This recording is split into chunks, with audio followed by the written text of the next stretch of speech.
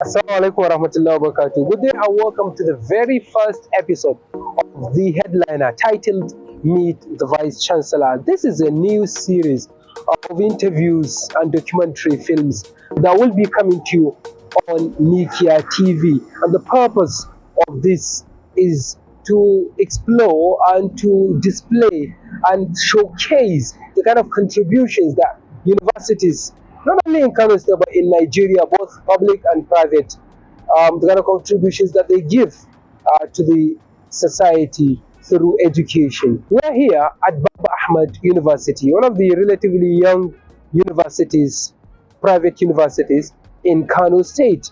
And we are going to talk to the Vice Chancellor, Professor Adamu Idris Tanko, about the operational activities of the university and present to him some of the challenges facing his university and how they are doing their possible best to sort of sort them out. Plus, on the second segment, we're going to talk to some key principal officers of the university, like registrar, some deans, and a couple of HODs and lecturers, about what they are doing to contribute to the students and make them better citizens. So join me, Umar Isa Dandago, as I talk to the Vice Chancellor of Baba Ahmad University, Professor Adamu Idris Tanko.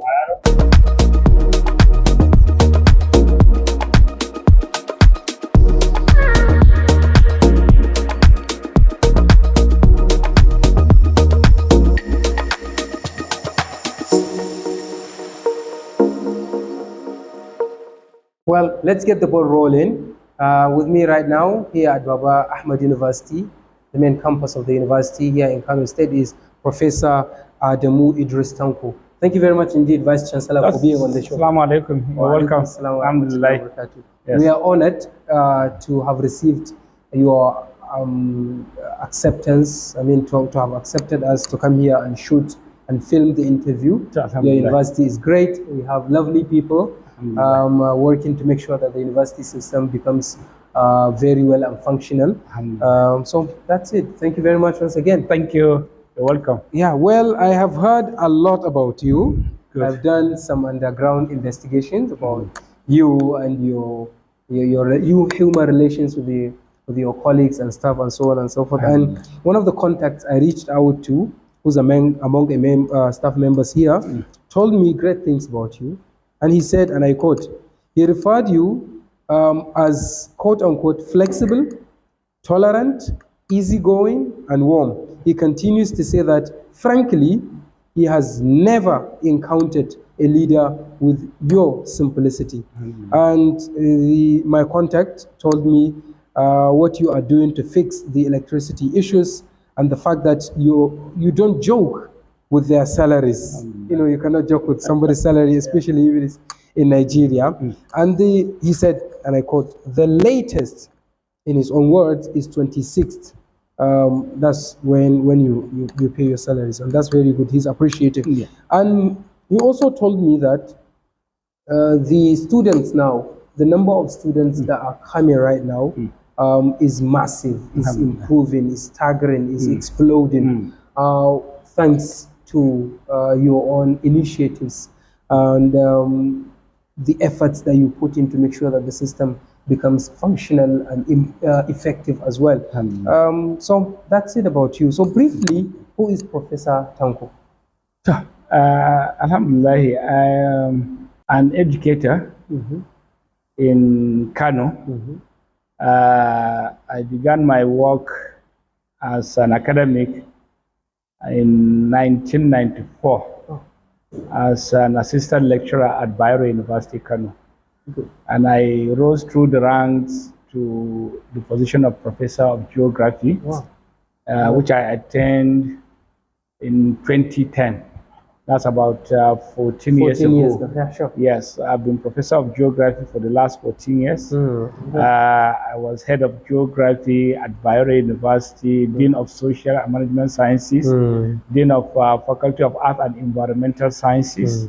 That was a faculty I actually initiated and developed up to a certain level. I then became Deputy Vice Chancellor Admin at Bayero University, Kano, my first term. My second term, I turned out to be the Deputy Vice Chancellor Academics. Oh.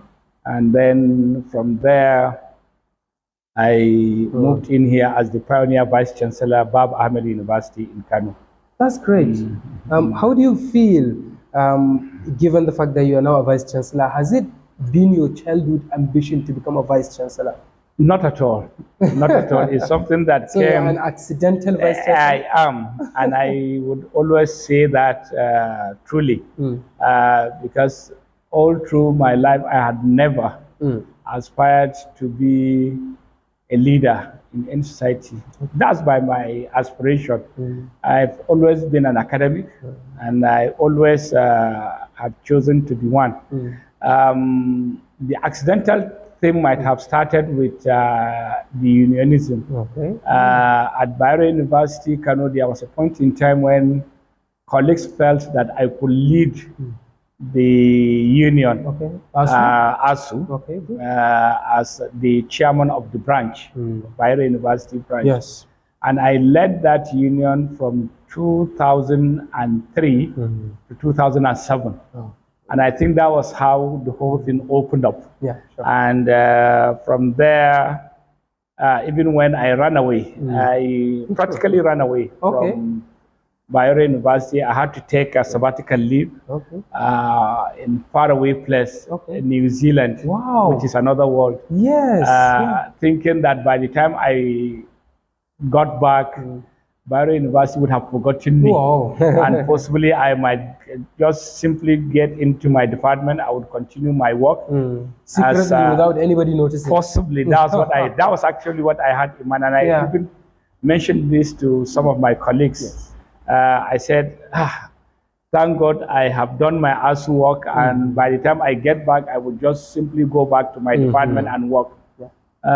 Coming back, I think few days after my return, I got the call from my Vice Chancellor, Professor Jegaden. Yes. He asked me to come and to be the chairman of the newly established sports, I think we call it Sports Consultative Committee. Yes. So I came in and I took the Sports Consultative Committee, and it became something much bigger than we ever had in Bayero University. Sports, what's the connection between a geographer, a professor of geography, and sports? And sports. What's your hobby? While I was an undergraduate student, I actually played football for the university. And I can proudly tell you that I got a call at the national level to play for the Super Eagles? For the Eaglet initially. Super Eaglets, yeah. And then, of course, just then we graduated, and I think that was the end of my football career. But people knew me that I had that zeal to be a sportsman, and for which the Vice Chancellor felt I could contribute to sports. And that's how he invited me. And Alhamdulillah, there was a time when we actually hosted the West Africa University Games here in Kano, in Bayero University. And I was the chairman. And I think when we hosted, we got so many commendations from colleagues all over West Africa. They felt that that was the best host. Bayero University was the best host they ever had. And I think we were so happy with that. And from there, that's when I actually moved to my department to lead the department. So that's how all this progressed. Exactly. Definitely. Administrative things continue to be on me. So briefly, maybe in 1 minute or less, when did you go to New Zealand and what did you do? That was in 2007. I was in New Zealand on sabbatical. For how long? A year? For a year. It's supposed to be a year, but I couldn't stay there up to a year. New Zealand is another world. Definitely. From here to fly, it's another part of the world, truly. Yes. Close to Antarctica. Exactly. You're a geographer, you know that part, definitely. I stayed in the last part of the world, if you like, in a small town they call Dunedin. That's where they have their first university, University of Otago, and that was where I actually worked. I worked for the period when I was there, and it was the coldest part of the world, if I can tell you. So it's much closer. We were very close to Antarctica. So you normally used to visit to see the glacier. What do you call it? Is it the glaciers? The glaciers. Yeah. Sure. No, not up to Antarctica, but actually the breeze, whenever it was blowing from the southern part into Dunedin, that's the city, it was terrible. Oh my God. Yes, it was quite terrible. There was a point in time when I spent 11 days in my house. I couldn't peep out. So it's quite a wonderful place to be. And I enjoyed my stay there actually. Mashallah, very good. So fast forward to 2022 when Baba Ahmad University was established. Briefly talk to us about the university and your vision and mission. Baba Ahmad University was established, like you said, in 2022. And shortly after the establishment, I got a call from the proprietor that he wanted to talk to me. We spoke for less than 5 minutes, if you like. That was, if you like, that was the interview that he gave me. And he said that he wanted me to come and establish this university. And thank God I had finished my job as a Deputy Vice Chancellor in Bayero University. I was actually doing a sabbatical in Kaduna State University. And that was, I felt, yes, I had the time. And so coming here first is to see that we establish a very strong, very viable university with all the university cultures. And we should fashion it in such a way that it could be one of the best private universities that you could have in this part of the world. Because I had the vision to have this university to reflect what we have in many parts of Europe, where you have, in addition to the undergraduate programs, you also have very strong postgraduate and research-based kind of programs. So we started from there, but for every small university, new university, you have to establish the undergraduate programs first. So we are right now doing the undergraduate programs, like you have seen. At the moment, I'm happy to tell you that the enrollment in this university is actually, like you used the word staggering. It's actually staggering. Excellent. We only have 2 faculties at the moment, but in these 2 faculties, I'm not sure there is any university that you could measure up against the 2 faculties. What does that mean? For example, for the social and management sciences, and science and computer, if you take any other university, including some universities outside Kano, I'm not sure you would have the number of students within the last 2 years that we actually have. Because at the moment, I think our number is approaching about 700. And that's just 2 faculties. Other universities may have many more programs than we do have. I know of some universities that started with 17, 18, 19 students. The very first semester, when we started the enrollment, we actually enrolled 152 students. And since then, we have never gone below 152 students per semester. So that's how our number is actually growing.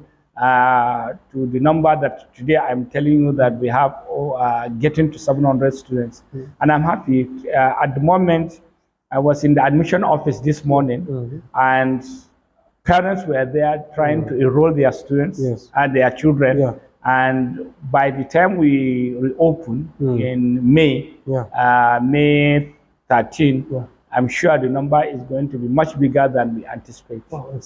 So now, despite the fact that, given the fact that you have this massive explosion of the students that that come into the university, is it not a problem that we are going to just be having a class, crowded classes, where the teachers or the lecturers will not be able to control, as we have in the public universities, for example? How are you going to sort of balance the equation, you having a multitude of students while maintaining relatively less densely populated, crowded classes? You can say our admission policy here is clearly different from what you're used to in some public universities. Including Bayero University? Including my own Bayero University. Truly. We're admitting students by semester. Okay. Yes. And that means that you have perfect control of the number. Okay. You hardly can get any classroom of more than 30 students at the moment. No classroom. Students. Some classes, you may have just about 3 students. Oh. In fact, I had the very first year, I had a class of just 1 student. 1 student. But we taught him, and he was happy, and the teachers were also happy.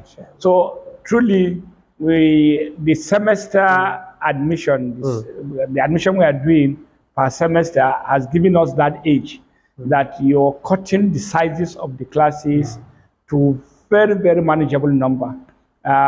Some classes are just 10, 12, 15 students, 20 students. You hardly get beyond 30, which is giving you absolute control of the number of students. But you said per semester, you admit students per semester. What does that mean? Isn't it like out of the ordinary, out of the fashion that we know? We admit, for example, Bayero University, Kano, where I have finished. They normally admit students per session annually, for example. Exactly. Isn't it like out of the ordinary what you're doing? Yes, what we are doing is, if we take students in the first semester, like in Bayero University, you're used to the first and second semester. In the first semester, take it that we have 15 students per class. That set of students will move into the second semester, and we take for the same course another 15 students in the second semester. So you can see the 15 here and the 15 there. For that year, we have 30 students, but they are taught differently. And by the time the next one moves to another semester, this new one would move in to fill in there. So in every semester, we are teaching the entire program, first and second semester. So it's up to us as some teachers. sets are in first semester, while Some others are in second semester, meaning all the courses are available to students throughout the year. As somebody is doing a second semester courses, some are doing the first semester courses. So meaning for teachers, we have to have as many teachers as possible. And I think that is what we are having. So and I think that is what other universities need to emulate from us. So this is something new that you're bringing to the table. Exactly. It's something completely new, and it's something that is giving us perfect control of the sizes of classrooms. And is it in accordance with the NUC guidelines? NUC has no problem with that at all. What is there is we have the benchmark, and we are meeting the requirements of the benchmark. Every student is to do with the management, if you like. How do you manage to deliver? And I think it's our own to decide on how do we manage delivery. Yes, it's up to us to say, okay, we are not packing in everything. Every student can register for example, a number of credits. Take it that the students can register for up to 15 or 17 credits in a semester. He is doing his 17 credits. Another semester, somebody is doing his 15, 16 credits. It's up to us as the management of the university to see that we recruit the number of staff that can handle all the range of courses. So is the burden is actually on us. It's on the management of the university. We have to recruit. If, for example, other universities that are doing 1 enrollment per annum can have just 5 staff members, meaning in our own case, we have to have 10 staff members. And I think that is what we have. And that is why we are now, in terms of staff that we are recruiting, is far bigger than what you see in other universities. But critics of private universities, we have them a lot in abundance in the city, would say that this is probably a clever way of just maximizing profit, because that is what private universities are meant for. You see, people would need to understand that different from what they may have in mind, to say that we are maximizing profit, we are actually spending much more. Because like I said to you, other universities can just take 5 staff members and that should be okay for them for a program. In our own case, we have to have 10. And we are paying them. Sure. And the salaries we are paying here does not compare to what you get in other universities. Other universities being private or public? Both, because the payment element is the same, whether public or private. But in our own case, what is paid in either public or other private universities, we have to have some percentages over and above. Why? Because we want to give incentives. Okay, so it's a way to incentivize the work. Staff. Okay, exactly. You're saying that you pay your staff much more than other staff. Exactly. At other institutions, exactly. Particular universities. For those of Nigerians that are familiar with Base University, for example, we all know it's a sister university. It's owned by the same guy that owns exactly. If you like senior sister to Baba Ahmed University, we know that you hardly can get any university that pays as good as Base University, and I think that is what we are also following up. Excellent. Whatever they are doing is what we are also trying to replicate here. Sure. Yes. All right. We're going on a short break. When we come back, the conversation continues. Thank you. We got a lot of things to discuss. Viewers, you're watching the headliner, Meet the Vice Chancellor, with me, Umar Isa Dandago on Mikia TV. And our guest today is Professor Adamu Idris Tanko, the Vice Chancellor of Baba Ahmad University, one of the newly established universities, private universities here in Kano State. We're going on a short break. When we come back, more hard-hitting questions will follow up. Thank you very much, sir. Thank you. You're welcome.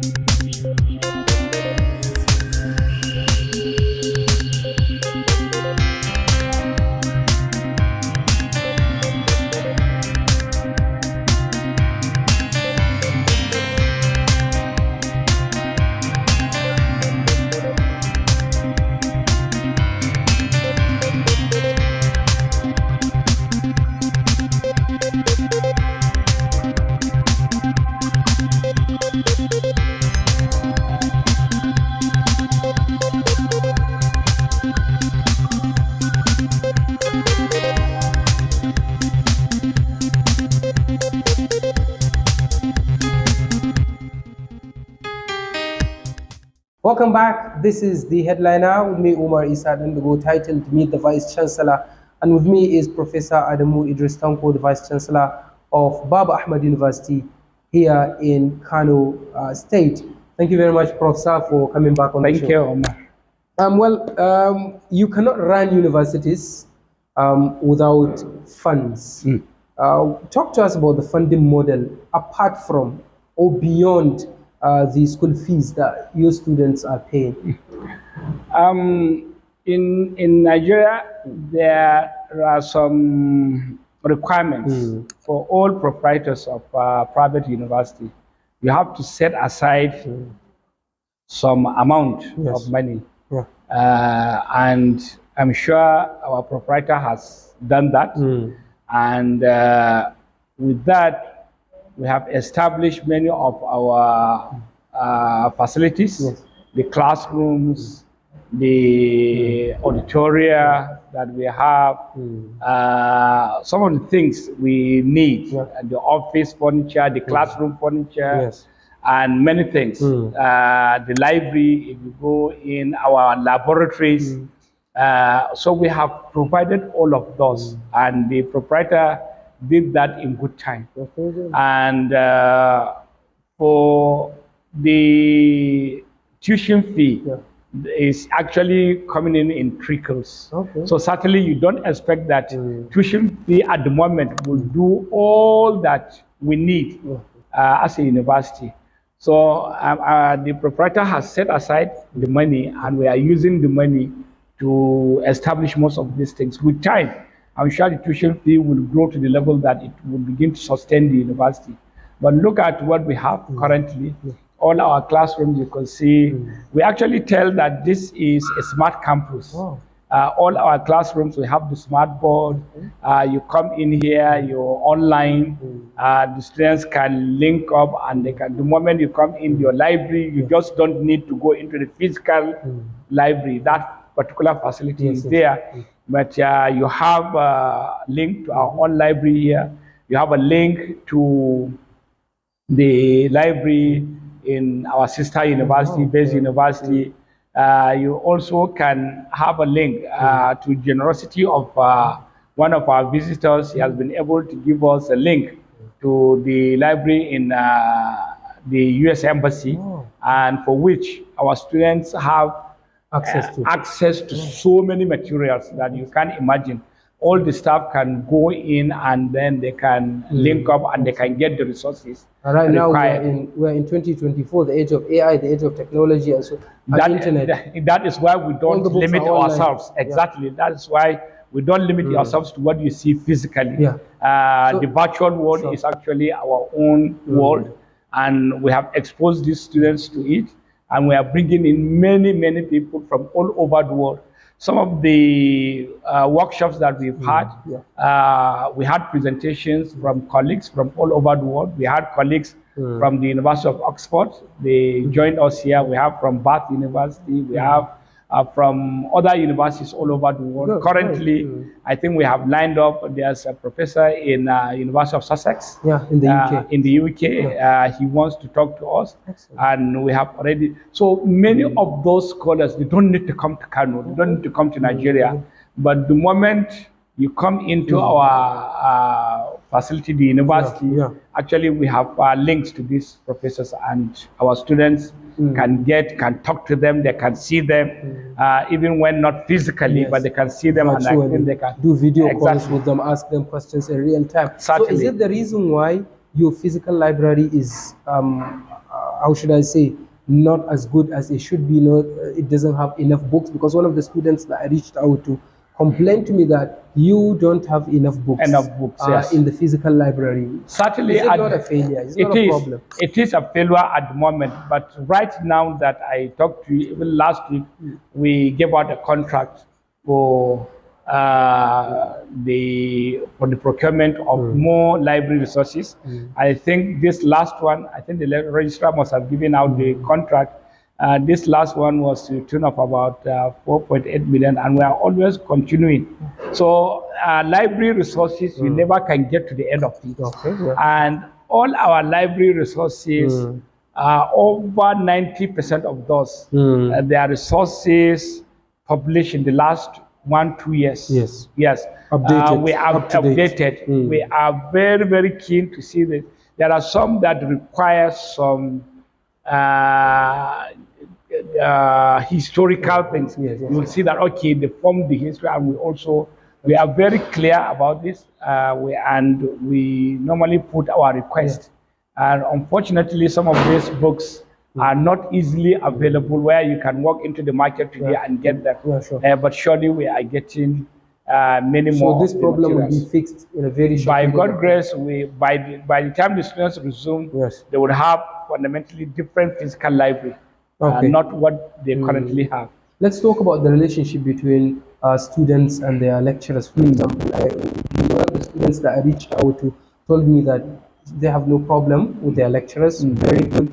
The connection, the relationship is quite professional, and it's also very good. And she told me, because it's a woman, it's a girl, she told me that when they are at university, they feel at home. There is this feeling of security when you are at home, so they have it here at university. This is a plus. This is a positive to you. But then, what are you doing to ensure or to help the mental well-being of the students. Nowadays, there is a lot of talk about mental health. Students are sliding into depression because of one reason or the other. Do you have any provision for that to help the students when it comes to mental health stuff? We're actually utilizing the platform of the health insurance. Okay. There is a health insurance scheme, a little different from what we have generally for the students. And we've already been able to get an MOU with one of the health service providers. They would be here, and for which every student will have access to every healthcare service. And with time, including mental health therapy, everything, every part of it. I think we have entered this as a formal MOU that we have signed, and I think they are providing that service. We have like 5 minutes to go. What are you doing to integrate, to incorporate artificial intelligence in the academia here in the environment? We are trying to establish a particular center that would help us to establish that, and we want most of what we are going to do in that center to be handled by the students themselves, where every student would have access to that particular center, and then you see creativity. Because most of these students that you see, if it comes to the virtual world, some of them are way ahead of where we are, and we want them to actually use it as much as it can help everybody. So you don't see it as a threat? Not at all. Education? Not at all. It's something that can be incorporated, and we use it. You can see our teachers are using it now to teach virtually sometimes. Yes. There was a time we had an impromptu break announcement of those go home for, I think, during the election period. Yes. And our teachers felt that they could as well engage the students. And they did that perfectly. And we are all happy with it. Okay, before we go, in Nigeria, the politicians are always telling us that there are no jobs after universities. What are you doing to make your students develop some entrepreneurial skills? We have a program of entrepreneurial development. We also have a BSc entrepreneurship in this university. And we have established a center, and that center can cater for every student that is on this campus. And we are using their great initiative. Some of them are very creative, and many are learning. Many of them are learning from the initiative of one or the other. Excellent. One critical question: Do you feel like you are part of a system now that is accused of undermining the very system that had produced you?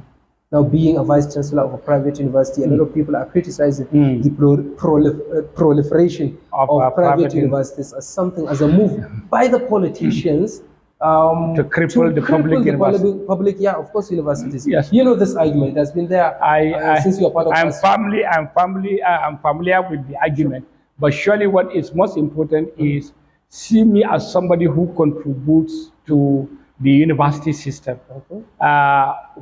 Who provides for the system and how it is provided for is something different. But the key thing is I want to see that I contribute to the general establishment of the university system, and to say that whoever is funding it would fund it within what is ethically agreeable to people. And I think that is what we are doing. We don't look at the people who are providing, but that it must be established, and the access to university education must be given to people, to all Nigerians. Here, we are actually making case for each and every Nigerian to have access to this university, whether his parents can afford it, because we are working with good Nigerians to actually make provisions where every element of Nigerian can come to Baba Ahmed University. So you're saying that your university is as free almost as Bayero University, Kano? It's as free as Bayero University to many students. Some of them, actually, even the university here has provided scholarships to some indigent students.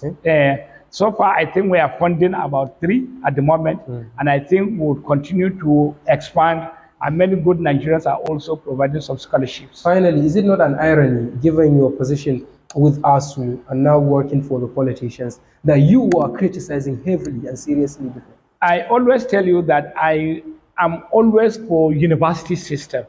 Many of the people that we see, for so many of us, we've been to many parts of the world. I've been to Oxford University, I've been to Sussex University, I've been to Otago, I've been to Birmingham. Yeah. All of these were universities that Nigerians were paying heavily.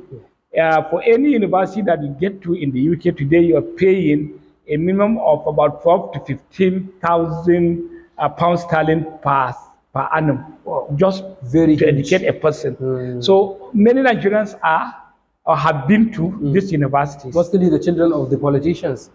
The children of the politicians, children of the wealthy. Yeah, sure. But you could see when you're bringing all of this here, what are we actually taking? We are taking peanuts. And for people, for the indigent Nigerians, we are actually bringing in some wealthy Nigerians to support them. Okay. So, Professor, your final message, final words to your students and their parents and your staff. So, the final message to our students is that Baba Ahmed is here for them. We're actually trying to bring in the university system to pass through them in a way that they can always use it to better themselves and to better the Nigerian society and also to contribute to the world societies. The parents, we are urging you to please continue to support your children. This is our country and we are happy we have this window where we can support our children. So please, parents, continue to, and government always see us as people who provide helping hand. Toward all these years you have been urging Nigerians, good Nigerians, to support the effort that you're making, and for which we feel that private university setting is actually providing some helping hands to Nigerians. Yes. And we hope the government will see to it that they also support private universities in Nigeria. Thank you very much. What can you say about this interview on Likia TV? So Alhamdulillah, I'm so happy with the kind of researches that you had conducted before coming here. Yes, sir. And for which you're putting me like on a hot seat. It's like we have given a hard talk, what the BBC would call the hard talk. Yes, yes. Some of the questions you asked made my blood to rise truly.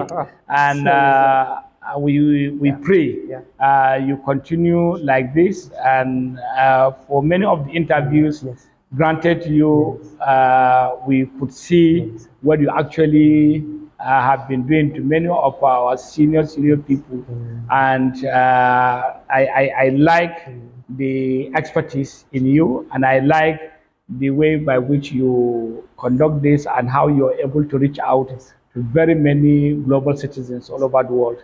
We thank you very much. Thank you very much indeed, Professor, for being on the show. So, Alhamdulillah, thank you very much. That's been Professor Adamu Idris Tanko, the Vice Chancellor of Baba Ahmad University, one of the recently established private universities here in Kano State. On the program, the headliner, Meet the Vice Chancellor. In fact, this is the very first episode that we are recording here at the university's campus. On behalf of everyone that has helped in the production of the program, the producer is Dr. Ali Musa, based at Coventry University in the UK. Ibrahim Salis Nasser is our cameraman, and Muhammad Qutb is the video editor. My name is Umar Isa Dandago, and we want to thank the staff members of Baba Ahmad University who have made sure that this program, though they are behind the scene,